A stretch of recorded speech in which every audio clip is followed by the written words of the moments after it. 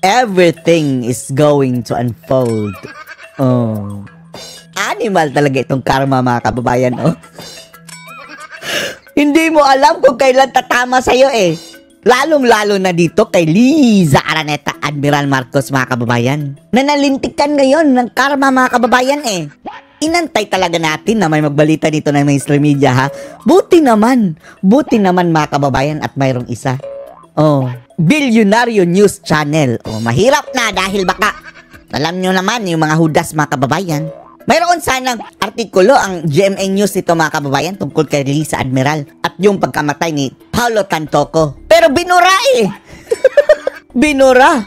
GMA, walang kinikilingan, walang pinaprotektahan. Nang bubura lang ng mga news, mga kababayan. Yun tuloy, mga kababayan, lalong lumaki ang issue dahil nahuli, eh, na binura ang post ng GMA. Pero etong bilyonaryo, andito pa rin, mga kababayan. O, eto talaga, nihintay natin, no, na mayroong magbalita nito sa mainstream media. Drug overdose. Yan ang lumabas. Drug overdose. At ang sabi ni Dean Chase, mga kababayan, everything is going to unfold. Mag-antay lang tayo dahil isa-isa nang bubungad sa atin ang katotohanan, mga kababayan. Unidos, kaugnay sa pagkamatay ni Rustan's executive Paulo Tantoco nitong Marso. Alamin natin yan sa Agenda Weekend Report ni Ivy Reyes. Ivy Reyes! Oh? Namatay Juan Paulo Tantoco. sa cocaine overdose si Rustan's Corporation Airport. Grabe, no? Cocaine overdose. Meaning, mga kababayan, at the onset ng pagkamatay niya, prior niyan, mga kababayan, right just before, doon sila bumatak ng cocaine, mga kababayan. Sino-sino ba ang kasama ni Paulo? Ha? Tantoco? Di ba andun sina Admiral, mga kababayan? At anong ginagawa nila? Nagpa-party. Lalo nang dumadagdag, mga kababayan, yung mga circumstances o circumstantial evidence dito sa pagkalink itong pamilya ni Admiral, mga kababayan, sa Coca-Cola. Paulo Tantoco noong Marso. Iyan ang resulta ng toxicology report nito ayon sa Los Angeles County Coroner's Office. Hindi na nila madidinayan, ha? Sige, kasuhan nyo yung Amerika. 4 na buwan ang mapabalita ang pagpanaw nito noong March 9, Philippine time, listed a significant condition ang posibleng komplikasyon sa puso sa accidental death ni Tantoco. Ayon sa Hollywood LA News, kasama si Tantoco sa entourage ni... Ang daming mga mga kababayan, mga sikat na mga personality. At ang pinakasikat na laos, mga kababayan, pinakabigatin sa timbang. Hindi lang sa timbang, kundi pagdating sa posisyon dito sa Pilipinas ay si Admiral, mga kababayan. Asawa ng presidente mismo, eh. First Lady Liza Araneta Marcos nang ipagdiwang nito ang Manila. Ang mata talaga, mga kababayan. The beautiful eyes of Madam Liza. Ang Manila International Film Festival sa Beverly Hilton Hotel. At anong ginagawa ni Admiral, mga kababayan, sa MMFF? Artista ba yan? Nasa Hilton Hotel pa? Sa isang video sa social media. Andyan si Kilay, mga kababayan. Kilay, kasama ka ba sa party? Kapag nagkataon, mga kababayan, na mayroong nag-leak na dyan sa party, tahasan ang paggamit ng mga pulburones. Tapos yung iba, kahit hindi pa gumamit, mga kababayan, pero na nakita nila at andun pa rin sila, hindi sila nagsalita. Something is terribly wrong with you. Ikaw, Kilay, magsalita ka. Andun ka pala, eh. The account ng First Lady present sa MIFF celebration, sina Senate President Cheese Escudero. Andun ang waiter. Senate Pro Tempore Jingo Estrada. Andun pa si Junggoy. Partner sila, no? Tourism Secretary Cristina Frasco. Cristina MMDA Frasco. Chairman Romando Artes at Ang dami, mga kababayan. Ang iba't dami. ibang Pinoy celebrities. Noong Mayo, pinabulaan na ng Malacanang ang mga aligasyon ni Vice President Sara Duterte na involved ang First Lady sa pagkamatay ni Tantoco. Dahil entourage na yan, mga kababayan, eh. Andun sila lahat, mga kababayan. Di ba mayroon pang video na yun ata yung party, mga kababayan? Andun pa si Jokoy, yung komedyante. Tapos mayroon pang mga singer, kumanta sila, I will survive, I will survive. Tege! Yan talaga ang kanilang kanta. Sa kanya pala nang galing. Sa kanya pala nang galing. Ang fake news. Fake news! Ano ngayon? Tapos mayroon pa daw mga dokumento, na Tingnan nyo kay Bobby Tiglao, mga kababayan. Andun ang pangalan ni Madam Lisa sa kanyang shinare ni Bobby Tiglao, mga kababayan, na screenshot. Galing daw yun sa mga pulis. So fake news pa rin. Assistant Vice President ng Response Group si Tantoco. Dati rin siyang Chief Operating Officer ng Pacific Links Gulf Development at Chief Security and Procurement Officer ng Santa Elena Golden Country Estate. Kala natin, bakit sumama-sama to? Diba, private, ito, individual. Yun pala, mga kababayan, yung, asawa niya. Parang, mayroong posisyon dyan sa Malacanang. Ang asawa naman ito, dating Communications Manager ng Response Group at kasalukuyang Malacanang Deputy Social Secretary. Social Wala pang Secretary. pahayag ang palasyo tungkol dito. Anong pahayag ng palasyo dito? Sikat ang admiral ninyo. Anong ginagawa-gawa ngayon ni, admiral, mga kababayan? Pasuot-suot ng toga. Parang si Jabba the Hutt daw, no? Sabi ni, Rowena Guanzon. Guys, major update. Major update from Dean Chase. As you know, pinagbawalan ako magsalita about sa case na to kasi nga, ayun, na-forward ko ng mga documents and everything. Ayun na. Eto na, Dean Chase, na bunutan ka na ng tinik.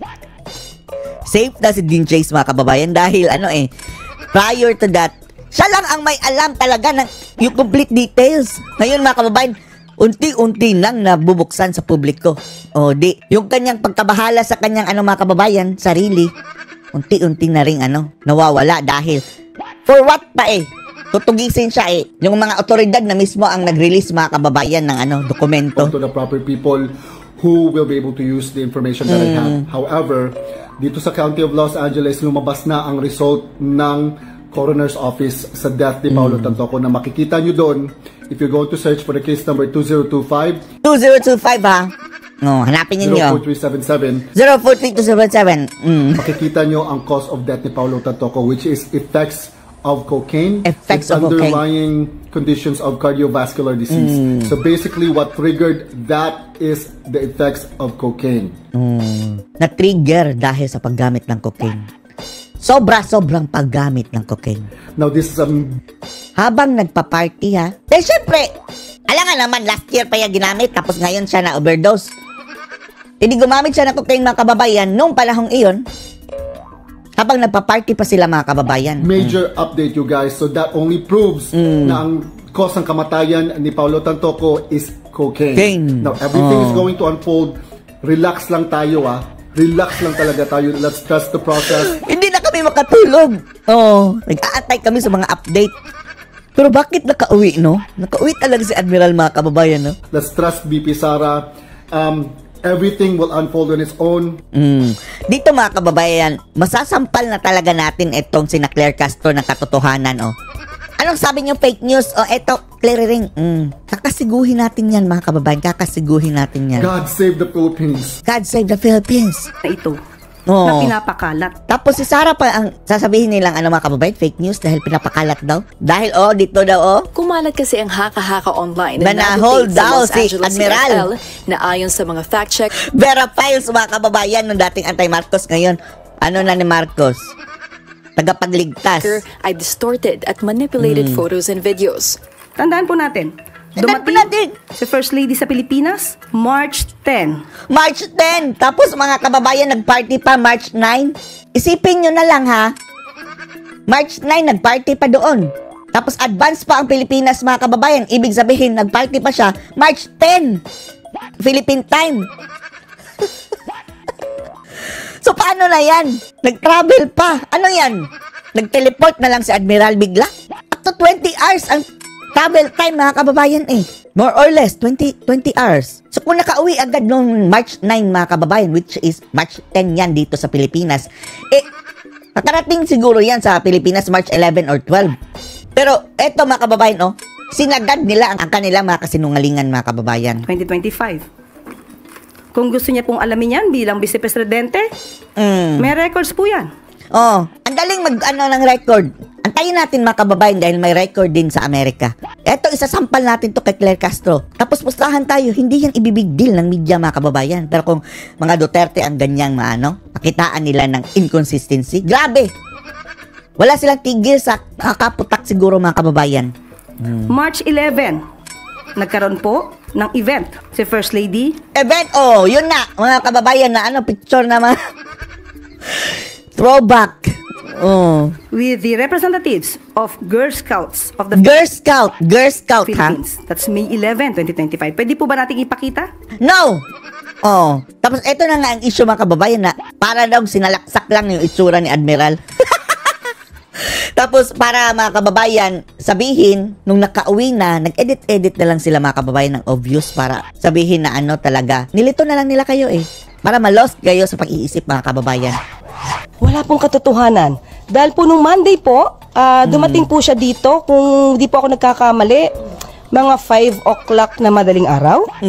Dahil po, meron po siyang sinend sa aming video, sa amin po, na supposed to be na makakamit niya na... Kapag ito, no? Oh, ikaw at clearing ang bibitayin namin sa pagsisinungaling. Pagdating po niya, 5:58 po ang nakaregister po sa akin na oras na aga nga po eh. 5:58? Exact talaga ha? Hindi nilang ginawang alas 6? She's back. Sino ba talaga? He or she? And ready for a meeting. Ready for So, wala pong katotohanan yung mga ibinibintang. Uli, mukhang ito na naman ay, ito yung masasabi nating demolition job. Wow, demolition job. Oh. Sige, hawak namin ito. Isampal natin ito kay Castro mga kababayan. So, wala pong katotohanan yon. Pero antay lang kayo dahil everything is going to unfold, sabi ni Dean Chase mga kababayan. Oh, anong masasabi niyo dito? Post your comments below.